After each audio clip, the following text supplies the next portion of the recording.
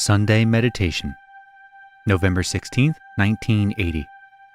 LL Research channeling Hatonn and Latwii.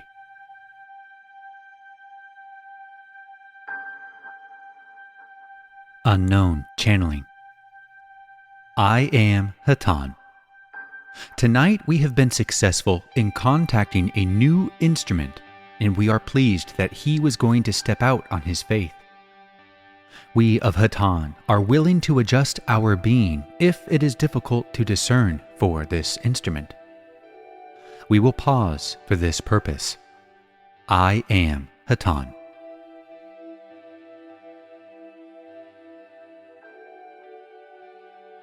I am Hatonn, and I am again with you. We have adjusted our being, and we feel that we are more closely aligned with this instrument. At this time, we would like to share with you a story of our past.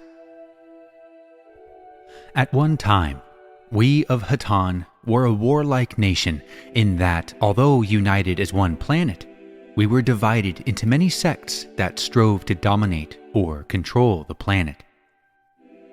We chose to combat one another in our efforts to achieve this control. However, none were able to dominate, and all were weakened by the struggle. Finally, a point was reached in which we of Hatonn were destitute. We had destroyed all of the resources that our planet had to offer, and were unable to kill one another simply because we no longer possessed the raw materials from which to construct further weaponry. At this point, we had also destroyed our food chain and were near starvation. In many ways, we were, at that time, very similar to you as your planet is today, fixed upon oblivion. We discovered that our survival as a priority superseded all other priorities, and that the requirements for survival became very obvious. Regard each man or woman as one's own brother, and share with that brother as you would with your wife or husband or child. Our decimation became, in this manner, our strength. In our choice, in our choosing to reduce our planet's ability to support life, we inadvertently chose a very strenuously spiritual path, that of loving through forced sharing. Perhaps this may not sound very spiritual to those listening to our words. However, then we learned that sharing was more valuable than surviving. We obtained a vibration level that enabled us to both sustain our bodies and at the same time progress beyond physical needs. We share this story with you not in pride, obviously, but in encouragement. Small though your numbers may be, those of you who have grown beyond your brothers in your desire to love and share will be able, in destitution and poverty and in starvation, to mold and guide the growth of your race, but only if you keep faith with your feelings. We feel that it is necessary to encourage you at this point, because the time draws near when your strengths will be called upon and tested severely. Many of those strengths in many of you are already being tested at this time. We love you in the manner of brothers who can only watch and encourage and advise you as you grow, and we desire that your growth be rapid and as painless as possible. However, what you call growing pains will occur, and are occurring now, that you may adapt yourselves to the experience of pain without taking the pain within and clinging to it as one would a valuable jewel or possession. All things pass, as will your pains, even if they pass as a result of your death on the physical plane. Do not let this death or these pains worry you. They are merely tools with which the universe shapes the final product which you so desire to become. I am Hatonn.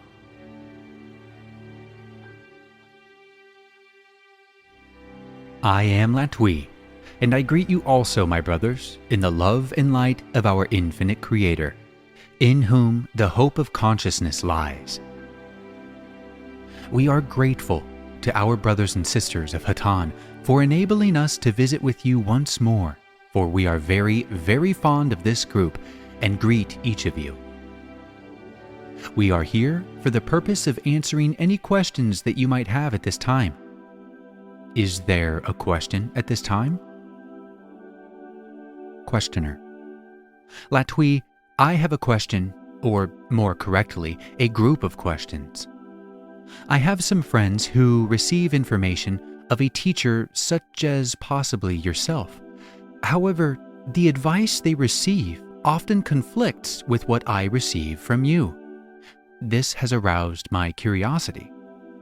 I therefore ask you about their teachers and about the level of competence of these teachers and how much they should be believing. Latwii: I am Latwii. My brother, may we answer the last question first, for it is the most important. You are not to believe any teacher. You must believe your heart. This is a simple truth, but important to your advancement. There is no true teacher but yourself, for there is no one but yourself. All the information that comes your way does so for a purpose. Out of it, you take what vibrates to you as proper. The rest you discard. This is true of all information, including the owner's manual of your car. You must not separate any information from any other information or treat some information as priority. This is only information that we are giving to you. We do not consider ourselves, shall we say, a higher source. We are your brothers. We have had experience. We share it. It may not help you. It is as simple as that. We now go backwards and answer the first question. We are a source that is not connected karmically, shall we say, with your physical planet or its finer planes. We are messengers, or angels, if you will, in the service of the infinite Creator. We are a variety, but we are all one in His service. We do not have the right by law of the creation to interfere with the free will of any of those upon your planet, although in an advanced group we can sometimes give information or confirm information for those in that group, knowing as we do that those advanced students will not believe us unless they wished to, and if they believe us, they already believed when they asked the question. Therefore, we are not infringing upon free will. Those connected with the Cosmic Awareness Group and others whose information you have been acquainted with are a planetary source. This source is not a bad one at all. But you must understand, it is no more to be believed than the owner's manual of your car, which most often will get you out of tight spots, but is sometimes incorrect due to misprint, a torn out page, or the book being for the wrong model. This often happens with planetary consciousness, such as this awareness consciousness. It is aware, in part, of the Akashic record. However, it is filtered through the egoic vibrations of the interpreter. Therefore, there is an element of human awareness in this awareness, and that particular human is somewhat alarmed about the practical side of things. It is perfectly all right to consider any information that you may wish to. How much better it is to follow your heart and do not give the slightest amount of worry to various bits of data as they occur, but merely be intelligent and knowledgeable of the only tool that you have for analysis upon the physical plane. to use it correctly. That is, use your intellect correctly. Collect and store data, and observe further data to see if it fits various patterns. This will inform you that, by far, the most important group of data in your life is your thoughts and actions. The printed page, the spoken word, may be paranoid, inspiring, extremely interesting, or dull. But it is basically irrelevant compared to the data of yourself, your thoughts, your beliefs, your biases, and the actions that you take towards those about you. You are like a web shining in the light, and you weave yourself moment by moment. Do not compare teachers. They are all lacking. Listen to the wind, and attentively weave your life from the strands of love and light the Creator has placed at your momentary disposal. As to your second question of the three, we do not feel that it is necessary for us to evaluate sources of information. Perhaps you do not agree with this and would like to question further, but we feel sure that you are following our drift, as it were, and understand that it is not interesting to us to evaluate our brothers who are attempting to be of service, but who have a different point of view, terrestrial rather than, shall we say, heavenly. For our kingdom is the universe, and that which is upon your ball in space is of interest to us only as it affects you in your growth and evolution. May we answer you further, my brother?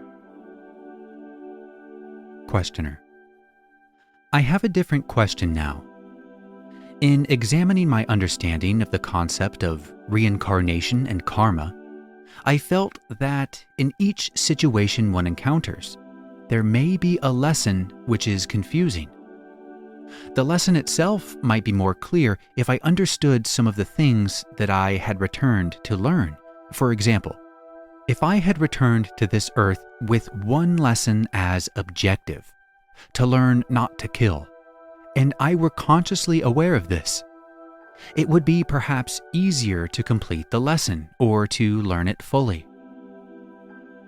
Is it possible for you, first of all, to determine what an individual's lessons are for this lifetime? And second, if it is possible, are you allowed to share that information with the individual to help them further their growth? Latwii: I am Latwii, and I am with this instrument. It is possible, my brother, for us to scan the various bodies that you possess and to discover thereby the patterns which you have brought into this incarnation. It is not permissible for us to give you the answers to the examination before you have taken it. We are not in the business of crib sheets, and you must view your lessons as just what they are, things to be learned. There is a shortcut, and you know it well.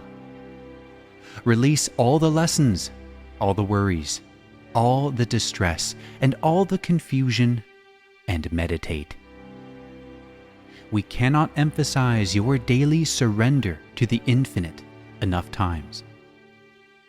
If you have that much faith in yourself to work upon yourself by opening yourself to yourself, your confusion, your problems, your karma will take care of itself. You may notice that you are foolish quite a lot and spend a good bit of time regretting it. That is because you are on a third density planet. It, in effect, goes with the territory. Do not worry about it, but turn instead once more to the infinite and be enabled by contact with love to face with joy the total folly of your existence, if it seems so to you. Enjoy yourself, my brother. That is the highest advice that we can think of to give you. Laugh and love and be. What you came here to learn, you will only learn by embracing this life with love, The other parts of your question has to do with karma, and much is partly understood about it, which makes it very difficult to explain. It is commonly understood to be another way of saying that as you sow, so shall you reap. It is much more clearly seen in the context of forgiveness. Karma is, very simply, action. There is a law in your physics that says there is an equal and opposite reaction, and this can be true unless a higher law of creation is invoked. And that law is forgiveness. If you can forgive yourself, or if you can forgive another, you have eliminated that much karma. You have nulled the action, and there will be no reaction. This is what the Master, known as Jesus, was exemplifying. He stopped the wheel of karma, and so may you, without being quite so dramatic. We thank you. Is there another question at this time?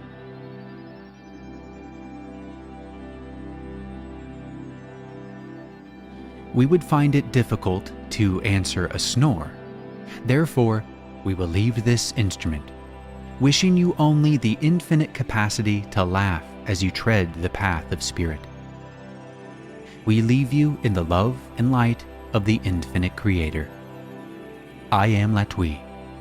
Adonai Vasu Boragas. Go forth then, rejoicing in the power and the peace of the one infinite Creator.